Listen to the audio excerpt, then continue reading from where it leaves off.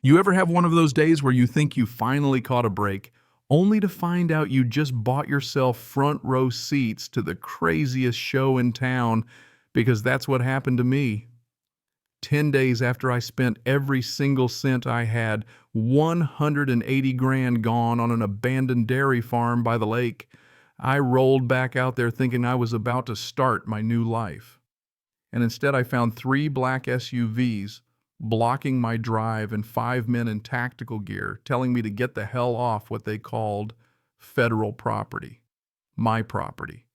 The ringleader, a guy named Wade, wouldn't show a badge, wouldn't flash any paperwork, just gave me this cold smile and said the operation was classified. Right then, standing in the dust with my heart pounding, I realized, oh hell, I'd stepped in it deep. Go ahead, drop your city and local time in the comments. I want to know who's out there listening. Because what happened next, I could have used a witness or two. See, I thought I'd bought a quiet stretch of lakeside land to rebuild, not realizing I'd just become the only obstacle between a ruthless corporate exec and a fortune buried right beneath my feet. That old road out to Lakeside Dairy winds 2 miles from the highway. Scrubby pines, rough dirt, and just enough twist to make you feel alone even when you're not. I'd only driven it twice, once to check the place, once to sign the papers. This was the first time back after 10 days in the city, finalizing equipment, lining up cows. I felt all that nervous hope people get when they bet everything on a long shot. Excitement and straight-up fear tangled together as the sun dipped low and turned the whole valley gold.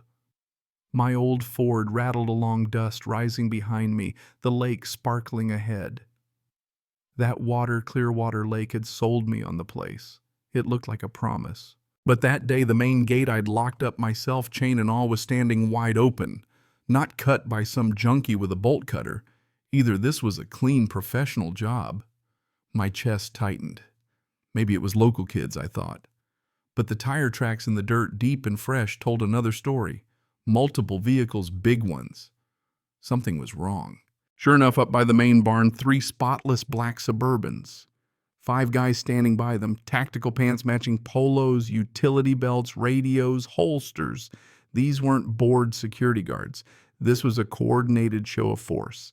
I parked 30 feet out, kept my hands in plain view, tried to keep my voice steady as I got out. One man, tall gray beard, ex-military type, strolled over like he owned the place. "You need to turn around," he said. "Not rude, not quite friendly, just flat. This area is restricted." "Restricted? I'm Declan Ashford. I own this land." My voice cracked a little, but I stood my ground. He didn't even blink. "Sir, I'm going to need you to leave immediately. This is a federal site under active investigation." I looked past him. Those SUVs didn't have government plates. The logos on their shirts were too vague, said Sentinel Group. Not FBI, not ATF. I'd never heard of any Federal Resource Protection Division. I asked for a badge. "Wade." He finally gave me a name. Special Agent Wade Harrove just said, "This is classified. I'm not at liberty to discuss." Right. I pulled out my phone, told him I wanted to see paperwork. He didn't flinch, but his jaw tightened. "Sir, for your safety, vacate immediately or we'll detain you for obstruction of federal operations." The words rolled off his tongue too easily, like he'd rehearsed them 100 times. When I tried to snap a picture, he barked, "No recording.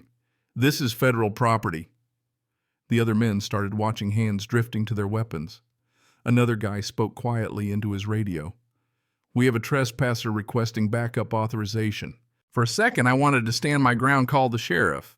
But I was alone, miles from help, outnumbered and outgunned. So I backed up, told them I'm calling my lawyer and the FBI, the real FBI. Wade just stared. "You do that. But do not return. Violation of a federal exclusion zone, 5 years prison." Driving away, handshaking, I pulled over and called 911. The dispatcher listened, but her answer chilled me. "Sir, if they're federal, we don't have jurisdiction. You need to call the FBI." I sat there staring at my phone, my stomach sinking. Every dollar I'd scraped together was now locked behind a line of armed strangers. That night I didn't sleep. I started digging Google official websites, news archives. There was no Federal Resource Protection Division, Sentinel Group. Not federal, just a private Nevada security company owned by guess who, Wade Harrove. I started realizing how bad this was. If they weren't real feds, then who the hell were they? Next morning, I went straight to the county clerk. Ruth, the lady behind the counter, checked every database, no federal orders, no lions, nothing. Honey, if the feds want your land, it goes through us first. I asked if anyone else had inquired. She said some mining company, Titan Corporation, asked about old geological surveys from the 80s. I paid her extra to dig them up fast. Then my phone rang an unknown number. It was the FBI finally calling back. I gave them Wade's name, the agency, the whole story. The agent said, "No such agent. No such division." I asked, "So they're not real?" The answer: if someone is impersonating a federal officer, that's a crime. File a complaint. Processing takes 10 to 14 business days. 10 to 14 days. My land could be stripped bare in less time. I went to the sheriff's office. Deputy Bridger, young guy, but sharp, listened, took notes. I showed him my blurry photos. He believed me, but said if they claim to be federal, we can't move without proof. And if Titan's involved, they've got lawyers buried 5 ranchers in the last 2 years. He told me to get a land rights lawyer and fast. Back in my truck, I broke down. Anger, fear, exhaustion, it all hit at once. I called my ex-wife Lydia. She listened, then begged me, sell, walk away. Don't do this again, Deck. But I'd sunk everything into this. I couldn't walk away. Then another call voice scrambled cold and robotic, $250,000 cash. Walk away. Everybody wins. Almost double what I'd paid. I asked what if I refused. The pause was long and dangerous. Then we can't guarantee your safety. 48 hours.